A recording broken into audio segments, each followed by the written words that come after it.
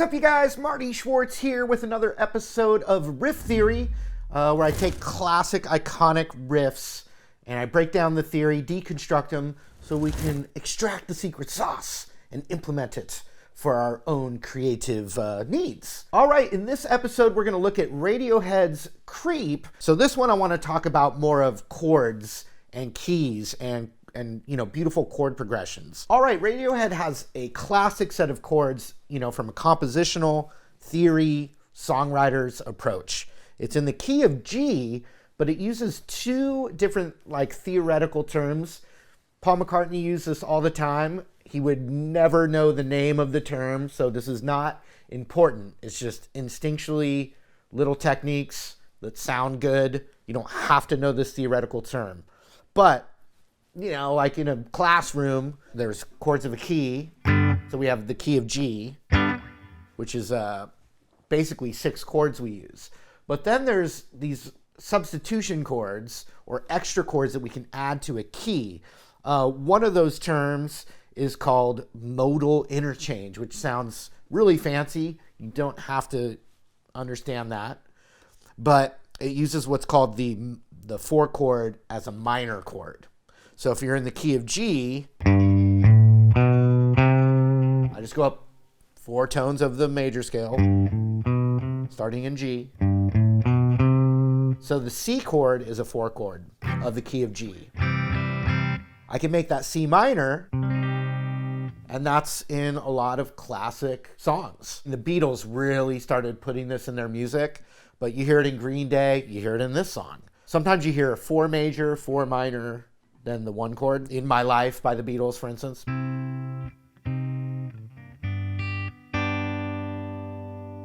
You can play the 4 chord as a minor chord and it's a lot more dramatic sounding. So let's first look at that. But what we're going to do is we're just going to play through the chords of the key of G major. The 1 chord is G major, and we're just going to play them as what are called major triads, so just major and minor chords. The 1 chord is G major.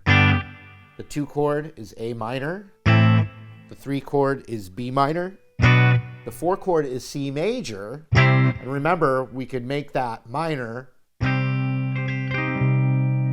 as a substitution. And then the 5 chord is D major. And if you did harmonize it out with the next extra color, it would become a D7 chord, which you see right here a lot. The 6th chord would be E minor. There's a 7th, but we don't use it in mainstream music. So you basically have the 6 chords, the 1, 2, 3, 4, 5, 6. And in the key of G, we just went through them, but we could also do them in this more open position. The 1 chord G, 2 chord A minor, 3 chord B minor, 4 chord C major, 5 chord D7 or D, 6 chord E minor. So the theory of modal interchange, it has other chords besides that C minor that you can add. And basically what you're doing is you're hopping over to a related key. But you just know any progression, if you're messing around, you can mess around with that minor 4 chord instead. So if I was in the key of C major, the 4 chord is F. So I could play F major. So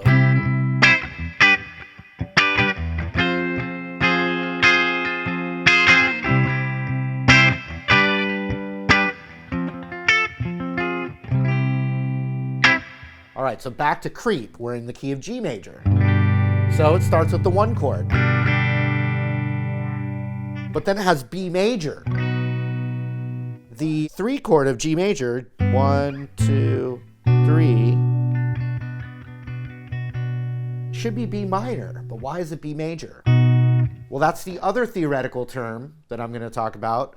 And it's a term called subdominants. And a dominant chord is like that bluesy, it's a 7 chord. But so watch what you can do. And this is in all kinds of composition.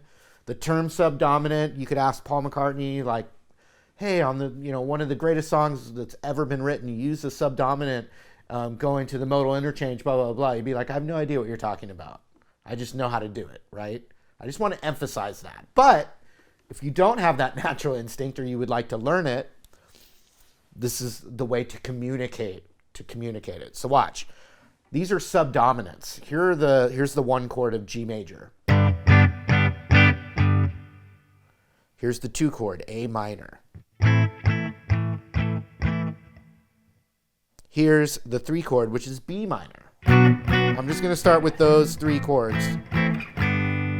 Well, each one of those chords, the one chord, the two chord, the three chord, including the four and the five, they all have something called a subdominant, and it's a tension, not a tension, but it's tension that you can add that resolves to each of the 1, 2, 3. And it's a fifth up as a dominant chord. So the natural one that's in the key is D7 to G. And it's nice to play them as bar chords because you can see the fourth and the fifth relationship easier. So check it out. The one chord of G major is a G major chord. And the 5 chord is D7. I'm going to play this shape of it. Well, that's the first kind of subdominant term. It's the 5 to the 1. But look at the A minor. You can do that same thing with an E7. And it fits in that key. And then B minor, you can do that same technique with an F sharp 7. So look, G major. You can add tension by going.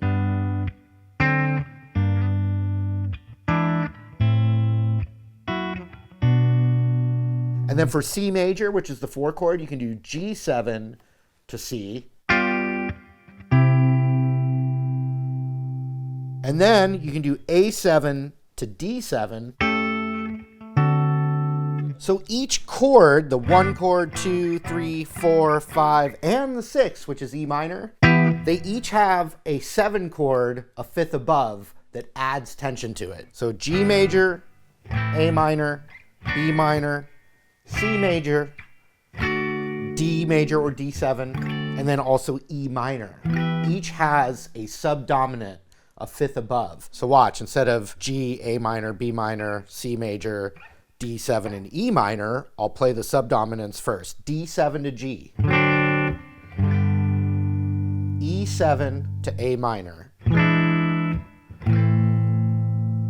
F sharp 7 to B minor. G7 to C major. A7 to D7. And then finally, B7 to E minor, which could be right here, which could be right here. So that's B7, which is also, if I take this, I end up with a B major. Here's B7, B major. So what we're doing is we're playing the 1 chord, and then that B7, but we're just going to play it as B major. And that's working as that subdominant to the E minor chord. But instead of, listen to this. That sounds like peas and carrots. Biscuits and gravy, they go together. Well, you can just use your ear as a surprise to not go to that E minor chord.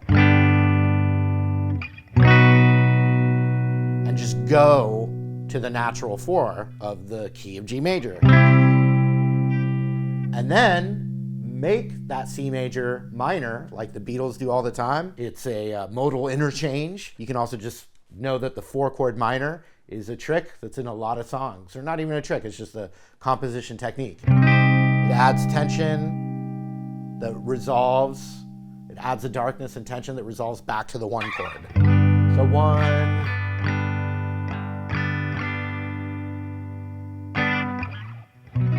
Dominant, subdominant, it's a B7 or just B major. Then the 4 chord. Then the modal interchange, I don't know what that means. things, don't worry about it. C minor. So just to test our little knowledge that we worked on, let's play it in a different key. Let's play it in C major. So what would that be? So C is the 1 chord. 1, 2, 3 is E. So E7 would be that B, that subdominant. So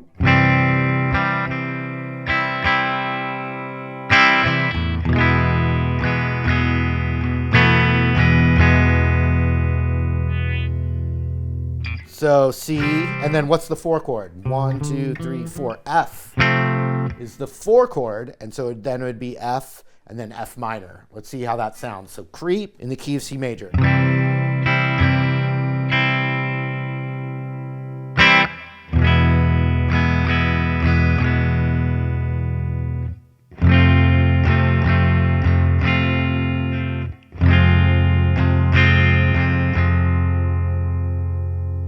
Let's play it in the key of D major. So D is the 1 chord.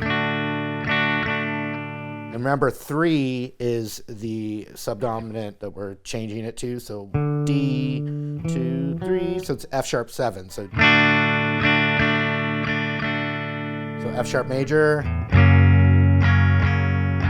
And then the 4 chords G major. And then G minor.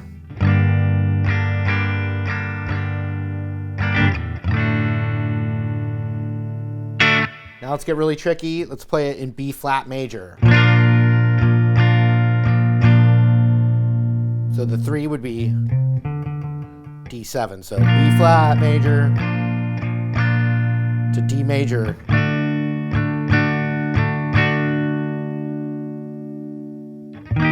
E flat major is the 4. And then make that minor.